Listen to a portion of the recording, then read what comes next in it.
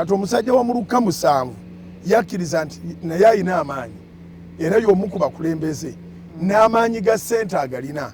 Imagine omuntu eyeyimba mu yeekaalu n'agizimba bw'omu. Kati singa omuntu aba avudde n'atuga nti atuwulidde nga mukaaba nnyo kula Pentagon. Pentagon yeetaaga ssente meka zonna muyinawo mmeka? N'atopinga ezisigala banaga nti ezo mbadde mukuŋŋaanyizaawo mugende munoonyewo muzimba ekitebe kya Salt Media. Zino endala nze ngenda gizimba. Oyo aba alina amaanyi. Omusajja yeetiba yeekaalu. Kitegeeza nabo baali bana kye bakozeewo naye bwe yakiwulira.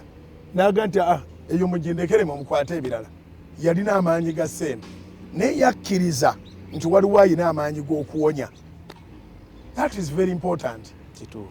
Njagala omuntu ayingira ne mentality eyo mu 2026. Kkiriza nti waliwo akusinga. Negwa mwenkana naye muwe ekitiibwa. Ate kkiriza still kwoyo gw'osinga nti naawe kibadde kisa. N'oyo gw'osinga asobola okufuuka eky'amaanyi.